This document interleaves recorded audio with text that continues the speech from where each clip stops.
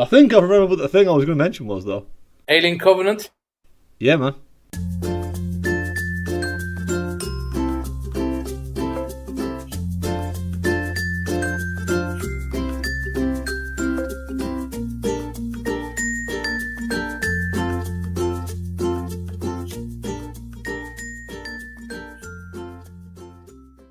We talked about what are the best Alien films, or what the ranking of the Alien films is, and I was meant to bring it up on podcast, so here we are. Oh, so we're gonna do what? Top 5, I suppose? But how many? Or do you want more than 5? Well, I mean, I haven't seen Covenant, so. Oh, you haven't still?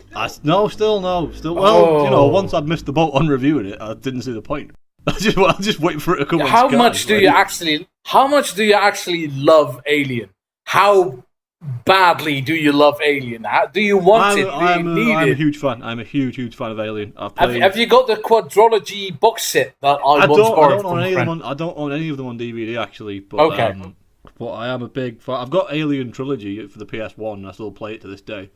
Played all the games, but I've seen the films like numerous. Weirdly, I've seen Aliens the least. I don't know why, and that seems to be the most beloved. But I have seen Aliens the least of the original 4. I've seen it more than Prometheus, but it feels almost like a separate thing. Okay, so Aliens, Alien 3, Alien Insurrection, is it? Resurrection. Alien Resurrection. Resurrection, Prometheus, and Covenant. That's 6 films. 6. I thought, that's right. I thought it was 6. And I mean, but do you include AVP 2? Oh, fair enough. It's 7 in that case. No, it's 8. 7, 8. Sorry, I can't count. Yeah. I'm great with languages, not so much with numbers.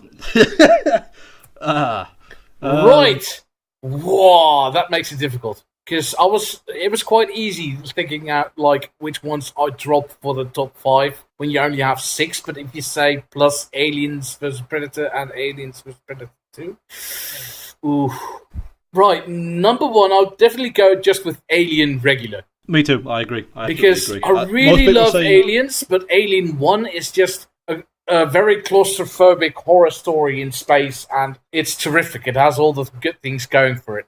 Yeah, I agree. I think most people say Aliens number 1. It seems to be the most beloved. It's the same kind of Terminator 2 kind of deal. It's do you like a little bit more action? Well, yeah, absolutely. I mean, they're different genres. Number 1 is a sci-fi / horror, emphasis on the horror. Aliens is an action movie. It's a straight action movie, and still it's very terrifying in a lot of bits. It's almost a deconstruction of action movies because everybody dies. Everybody dies, but also they die. Like they are proper cannon fodder. Those Marines are. It's a bit of the Predator. Predator has that going on as well. Like where the first bit of Predator only exists to establish these guys as badasses, and then it's like, look how easily this thing is just like cutting through this group of badasses. And Aliens has definitely got that in spades. But Aliens is so heavy-handed with it that you're almost glad, like you're almost willing them to be killed, because a lot of them are pricks. Like the second they come out of those fucking pods, out of the stasis thing, they're a bit like, oh yeah, man, we're fucking badass. Like they're just such meatheads. They're such pricks. They are a bit jarheads. Yeah, proper jarheads. And fucking. And what's your one man who was a bloody coward all the way through it? Yeah, into the like when he goes, game over, man, game over. You actually do feel kind of pity for him. Like you don't want him to die. Bill Paxton or Bill Paxton, right? Bill Paxton. Bill Pullman, dead now, of course. Yeah. But his character arc is fucking awesome. Like he's so cocksure of himself right at the start, and the second things go south, he's just a snivelling wreck. But then he gets his shit together because Ripley gives him like a big fucking pep talk, and he comes back through it again. And the thing, like, Aliens, right? Aliens has got a shit ton going for it in that regard. Like you can talk a lot more about Aliens than you can Alien 1, because it does do all these really clever things, like subverting all these action movie tropes and like setting up an action movie premise to then sort of pull the rug out from under you and be like, oh look, all these badass Marines, but it's actually classic last woman standing horror film rules that are in play here. I never thought about it like that, but that's exactly what happens. And like Ripley, like not only saving the day, but like by the end of it, she's a proper final girl. Yeah, proper final girl. And your main man, bloody, what's his name? The main Marine guy who this quasi love interest. The guy who dies. Yeah, he dies between Alien 2 and Alien 3. Aliens and Alien 3. And he comes back in Aliens Colonial Marines. Yes, he does. Let's never mention that again. But yeah, I can't remember his fucking name for some reason. But by the end of it, she is almost... she goes from being kind of subordinate to him right at the start, and then they become sort of equals with this love interest thing. But by the end of it, she's almost like a matriarchal figure to him, because he's all wounded and fucked up, and she's like so much stronger and more in control of it than he is. So it does all these really clever things, and I think people do like it because it is so actiony. You would think it's easier to watch than Alien because it's just a balls out action movie, right? It's popcorn, it's a classic. It's still pretty gruesome, but it's fucking so long as well. Like it's about 2.5 hours long, I think, and I think the director's cut's about 3 hours long. That's a long-ass movie. And even if it is all action, God, man, that's a lot to digest. I think the original Alien's about... I don't think it's much over an hour, actually. I think it's a little bit over an hour and a half, a little bit. Yeah, it's quite a compact little movie, really, for all the stuff it has going on. But I just think that the atmospherics and the aesthetic... the best thing you can say about Alien is it was made in 1979, and it hasn't aged a day. It hasn't aged a day. It looks as good now as it did then. I mean, the computer interfaces look somewhat outdated, but it does lend to its sort of. You can't tell me they got full Microsoft Smart TV iOS apps upstairs in space. Yeah. You can't tell me that a space shuttle's got fully 3D interactive things. They probably just have very basic output. Speaking of the interfaces and shit, I can prove to you now my fandom of Alien. Do you want to know what font they use? Tell me. It's Verdana. Verdana. I use Verdana a lot. There you go. They use Verdana on the Nostromo. That's what they use. So I mean, we're going Alien then Aliens. Corporal Hicks. That was his name. Corporal Hicks. Yeah. Right. So my number 3. It's my own personal favourite. It's Alien 3. The most controversial one. And even more controversial than Prometheus, I think. Alien 3 is a divisive movie. I know, but I like it quite a bit because the director, David Finch, he's still managed to put a very... And I'm a sucker for this because we've spoken about this before. The set pieces and the world building he does, it's just so great. I get sucked into it. And you got love that prison planet.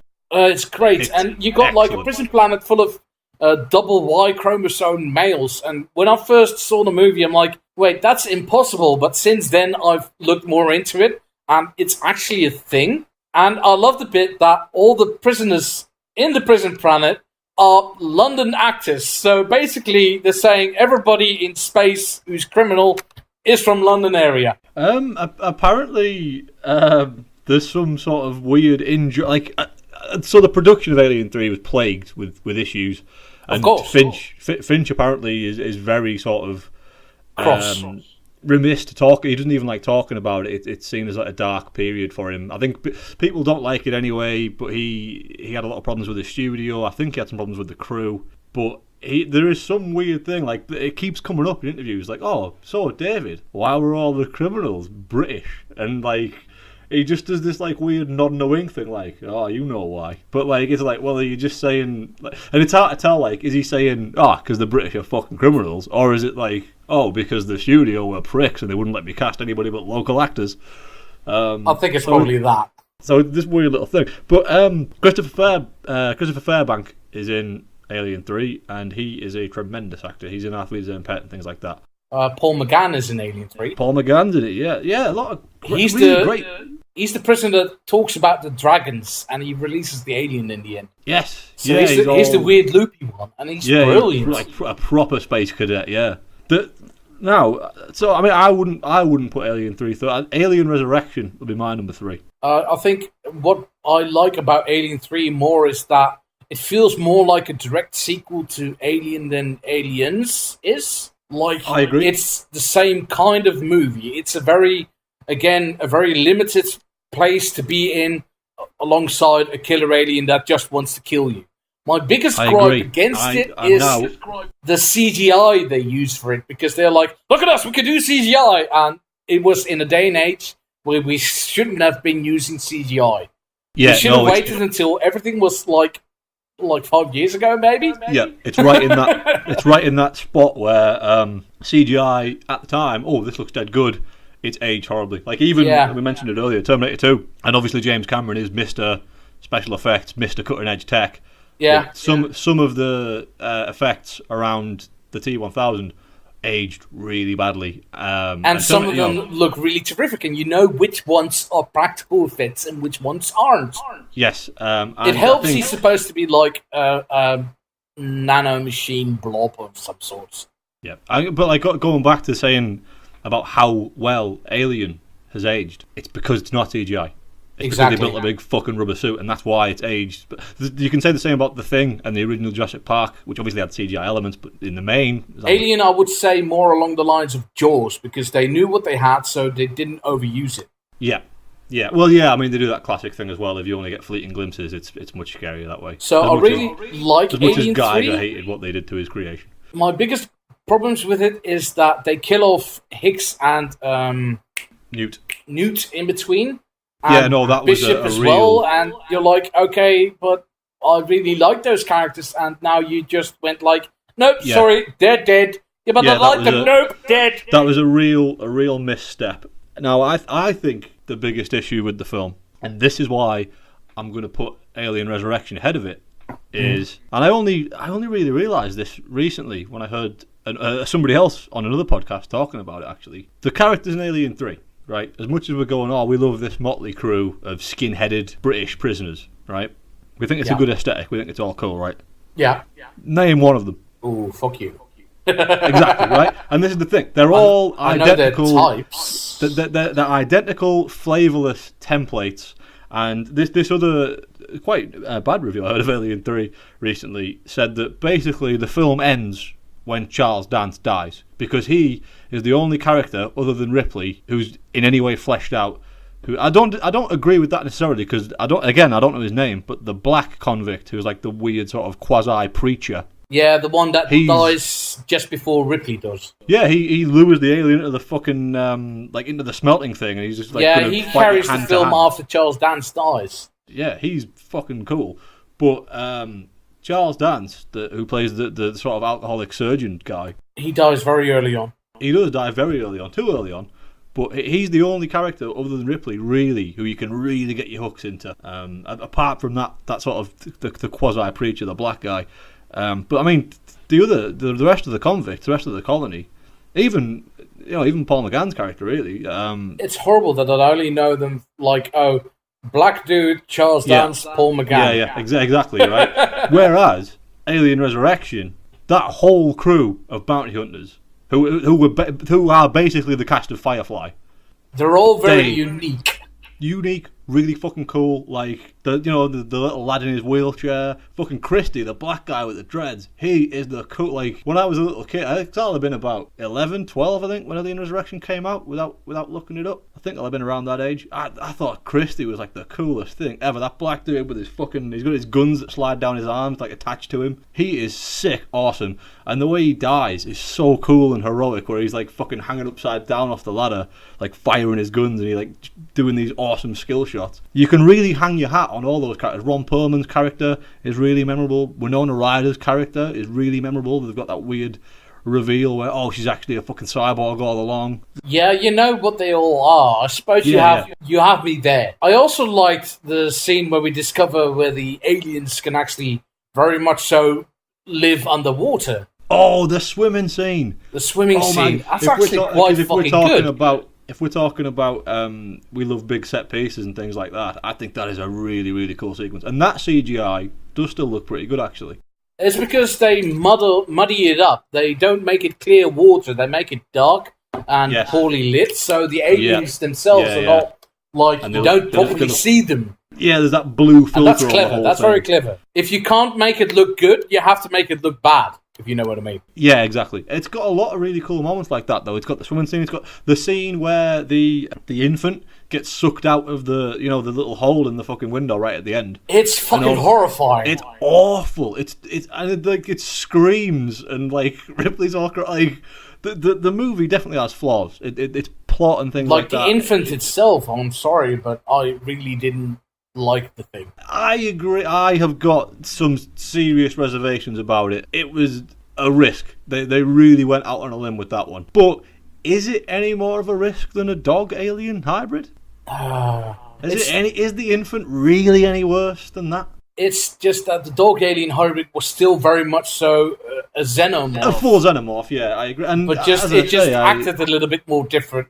I freely admit that Alien Resurrection does definitely have its flaws, but I think it makes up for it with that colourful cast and with those big moments. Like, for all the infant as a concept has problems, its death alone, I think, justifies its existence, because it is fucking haunting. It's absolutely horrific. It's one of the worst things I've ever seen in a film. Another thing I didn't like about that film was cloning Ridley, and then, Yeah, again, like, that is a real It does issue. give us a really good set piece later on with all the failed clones, but... Yeah, and this is what I'm saying, like, for as much as Ripley being a clone is an issue, the infant is an issue. You do get a payoff for that later, because you do get these big, cool moments to hang your hat on. And the aliens being captive in the beginning, it's like they want to make them into weapons. Again, another really cool moment where they show the terrifying cunning, where they murder the other alien and use its acid to escape. Like, that's really cool. That is a really, really cool idea. But okay, so I agree with all of this. I'm like, every bad thing seems to have a good thing attached to it. But absolutely. I think so anyway. So I would put that third, Alien Resurrection, and I would imagine most people would rank that probably below the AVP movies, really. Which is weird, because I really didn't like the first AVP movie. I thought the second one was better. So would you go Resurrection fourth then? I'm probably sure I would put Resurrection fourth. Yeah, and I would put Alien 3 fourth. So then we're looking at Prometheus and the AVP movies. And Covenant, but you know what? I'm not going to speak too much about Covenant. So just tell me right now, like, where would Covenant rank compared to the AVP movies and Prometheus? Presumably above Prometheus. No. Oh my lord, that is a damning indictment on Alien. No. I actually watched Prometheus like the day before I went to see Covenant. Because I wanted to watch it together with you because we had plans, but then something happened. I was so disappointed in that film. I'm not even gonna. If you haven't seen it yet, I'm not even gonna. This is too bad because you're gonna go in with lowered. It might just be dead last. Oh my god, that is pretty bad because people hate Prometheus. I didn't like. I find it very hard to find a number 5 without giving them all a fair shake first. I think it might just be Prometheus. I was going to say, and I figured you'd disagree on this, I was going to go with Prometheus fit. Like, I like Prometheus a lot more than most people seem to. I think I remembered it a lot more bland than I did last time. I think there's a lot going on. I think there's a lot to appreciate in Prometheus, just from the aesthetic alone. You know what? When you watch Alien Covenant, we're going to do a special session just talking about Alien Covenant. I'm up for that. Because what I liked about Prometheus is that they go to a planet with a purpose, and they're there, and they do, for a certain reason of discovery, they are tracing something, and they find a new life form of sorts. And, okay, people give the astronauts, or this, what do you call them, shit, because they seem to be stupid, like, they take the helmets off, but then before that they say, like, the atmosphere is breathable, so one of them is like, I'm going to risk it, takes the helmet off. Then you have the guy who touches the goop that turned into a snake, and I'll admit, that is really dumb. That is really fucking dumb. It's like, it's like a snake. I'm like, if it looks like a snake, why would you try to touch it? Yeah, so I always find sorry that people are way too critical about the idiots. They're meant to be scientists and they just act like idiots. I think people are too critical about that, but the guy touching the goop is fucking indefensible. Like, that is just monumentally stupid. That is dumb. Because he's like about fauna as well. He's not a geologist, unlike the bearded ginger bloke that is with him, who is a geologist. He is supposed to be about the fauna. So if you see something that looks like a snake, why would you touch it? That's okay. He's the biggest idiot. So yeah, he's just he is. He absolutely. He's is. the only one that pisses me off. But then I watch it again and I'm like, oh hey, Idris Elba is in this, and tell me who remembers Idris Elba being in this. I do, because he does a fucking brilliant, like, Southern American accent. He's awesome. Wong is in this. The guy who was in Doctor Strange as Wong. Oh shit! So he's one of the other pilots. Going back to your man with the goop, though. Yes, I was hoping we'd got past him, but no, okay, fine. Because again, I think people who are right. He's monumentally stupid. Yes. Yes. Does he do anything stupider than John Hurt does in the first one? He goes poking his face into an egg. Is that really any better? And no one gives the first one shit for being stupid. Oh, yeah, but it's a snake. It's not an egg. Okay, all right, it's a bit more stupid. That's fine. You've answered. Okay, I won't say John Hurt was super intelligent, but he wasn't a scientist. He wasn't a biologist. No, who knew about animals. All right, okay, you're right. Fair enough. But okay, what I really liked about Prometheus is that you kind of see the inception of the alien, the xenomorph. You kind of see it like it starts off at this, and then at one point there's a snake form, and the snake form coils around somebody, and it forces itself down its throat, and then you get somebody impregnating somebody, a creature impregnating somebody, and it's all these stages. It's all parts of what a whole, and the movie ends like with the birth of like a proto-xenomorph. And it's a thing of beauty. It's not quite yet the alien as we know him, but you see it working up in stages. Like the next film, it will be the alien. Yeah. And I would like to point a little pin here. Next time, I'm going to say, like, you remember the pin, and we'll speak about it. Okay. But yeah, that bit with like the very end scene, that feels like a big moment as well. Even though you know that's where it's going all the way through. You know that's where it's headed. When you do see that proto-xenomorph, that is like, oh shit, this is the thing. Like, it does still have a massive impact, even though you're basically waiting for it the whole way through. But, I mean, let's get into what I like about Prometheus. And the fact is, even if the rest of the film is trash, I'm not here to discuss the merits of that film. I'm here to talk about the auto-dock scene. Because, I mean, you mentioned her being impregnated. Like, let's get this on the table right now. My thing is body horror. For some reason, like, things that are really gross happening in horror movies to human bodies is, for some reason, my jam. It scratches an itch deep within me that is weird and disgusting. I'm a big fan of Cronenberg movies. You know what I mean? Yeah. He does some weird shit. And that scene with the auto dock where she has to like get the alien like aborted out of her is fucking gross. It's awful. And I had all but forgotten about it. And when we watched it, I was like, this is actually really fucking gross. It stayed with me for months. It is fucking awesome in its depravity. It's rank. It's absolutely gross. I love how the machine goes like, oh, it's only designed for males. So she just, plows her way through. It's just like, fuck it, we'll do it live. I fucking love that. It was, oh my God, it was terrifying. The rest of the film, right, can fuck off for all I care. That's what I'm in it for, just that one scene. And I really like the zombie tar creature as well. Oh yeah, there's actually I'd forgotten about the zombie tar creature. Which got set on fire, and then it walked in on all fours on fire into the fucking spaceship. I'd somehow forgotten all about that. That is a really cool bit. The other really cool bit is where you see the aliens like embedded in the wall, and then they all slowly like unfurl. Like, that's fucking like, oh man. But so speaking of the weird body horror stuff, yeah, and like the auto dock scene alone validates Prometheus for me. Linking nicely into, I would put AVB2 next, I think it's got a lot more merit than AVP1. I'm not done yet. I really want to point out, why the fuck was Guy Pearce in that film? In Prometheus? Yes, why the fuck was Guy Pearce in Prometheus? I'd actually forgotten. They needed an old person, and do you know who they got? They got Guy fucking Pearce, and they put him in old person makeup. They could have gotten two different actors. I mean, if you can get Joseph Gordon-Levitt and Bruce Willis to play the same fucking person in Looper, you can get two people who are aged 50 years apart, for one of them to play Guy fucking Pearce, and one of them to play Guy fucking Pearce when he's 92 and has cancer. Because his makeup looks awful. It does, you're right. And I'm really pissed off about it, because it really looks like bad old man makeup.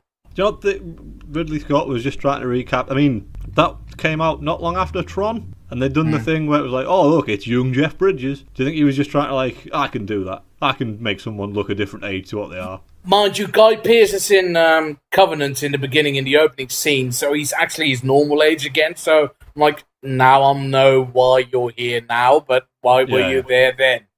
And I never got why the what do you call them? The ancestors, the pilots. Yes, yeah. Why they wanted the Earth people dead. No, that is just a mess. I know it's because it's a prequel and they expected to answer it in the next film. But then they decided to make the next film so drastically more different that they never answered it in Prometheus. So it's glaring. And my last big fucking thing, the spaceship. Do you know what I mean? When the spaceship starts crashing into the planet and Charlize Theron and the other lady, they start running away from it in a straight fucking line. Do you know the old Tom and Jerry cartoons when one of those telephone poles would fall over and Tom would just, bolt it, but he wouldn't go to the left or to the right. No, he would go straight ahead and the telephone pole would be like, bunk, dink, dink, dink, dink, dink, dink, jackhammering him into the earth. Okay, so the main hero of the story nearly fucking dies because she couldn't go to the left. No, she went straight ahead, and Charlize Theron fucking died because she couldn't get out of her fucking Looney Tunes cartoon. Blind panic. It's still fucking dumb. Blind panic. If you can't fucking write it better, don't put it in the fucking story. No, I'm sorry, but you know what? I think Prometheus gets a bad rap, and it's actually decent. I agree. I think it's adequate at worst. And I think before I rudely interrupted you, you were going to say Aliens vs Predator 2 Insurrection? Yep, sure, why not? Is better than AVP. I think so, and I do think it has more merits than this, but as I was saying about the body horror, I think AVP 2 would win purely based on that bit where the Predalien makes the pregnant woman pregnant with its eggs.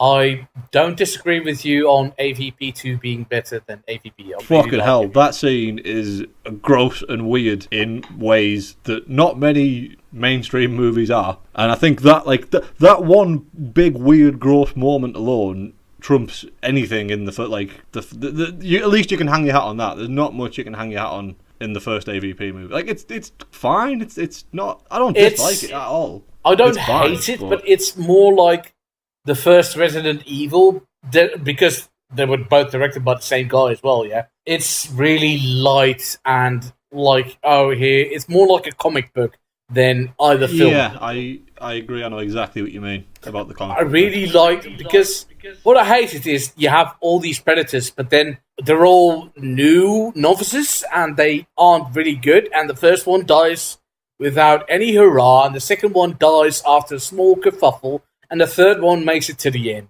until he dies. And he has to team up with the human as well. And then in Alien vs. Predator Insurrection, you have one Predator, and he fucking goes to town. Wolf. He fucking murders everybody he comes across. Wolf goes absolutely off-piste. He goes fucking ham. And that's what I like. Okay, so the Predalien kills off the Predators at the beginning of the film, but that's off-screen. That's not important. But the one Predator fucking shit up. That's what I wanted from a Predator versus Aliens movie. Yeah. Despite the fact that they're the second billing, they're the more badass of the fucking species. Yeah, I absolutely agree. And I think that one of its merits is, so your main human protagonists in AVP2 are a bunch of scared people holed up in, is it even in hospital, or is it just in a building and they set up like a random bit of hospital for them? I think they start off somewhere close to a hospital, but they're in a little town. Yeah, but they're just, townsfolk caught up in this battle between the alien and the predator. The first one, we're the Marines. And I think that lends itself to the premise a lot better. Like, the humans don't take centre stage in AVP2 in the same way, because they're not capable, they're not Marines, they're not soldiers. They are just sort of... They're a much better audience surrogate. Yeah, because 9 out of 10 times you want somebody who's blue-collar. You don't want a professor. Yeah, exactly. And they're just caught up in this thing. They're kind of helpless. And they are subject to some of the more violent deaths in the film. Whereas the first one, it's very sort of stock action movie characters, And they all die so clean. Because the first one was PG-13. And I don't want to say you can't do good things with PG-13. I mean... There's a reason why they invented that label for things like the Temple of Doom. But AVP2 is so much more horrible and terrifying. Absolutely. They start off with one of the first face huggers and it fucking attacks a little kid. And you see the alien coming out of a kid. And that's that sets the precedence. You don't see violence against children fucking ever in Hollywood. So that is... Immediately, you're just like, well, fuck, they're not playing around here. If there's one thing I'd say Insurrection has got it going against compared to AVP1, is that 1 is better lit. And not better lit as in, basically you can always tell what's going on. And yes, Insurrection sometimes likes to go we're all in a shit situation, so... all the lights are horrible. And I know I just said half an hour ago, if you can't make it look good, make it look shit. But by this point, you could have easily gotten a little bit more clarity, especially the last fight. But on the whole, I like it a lot better than AVP.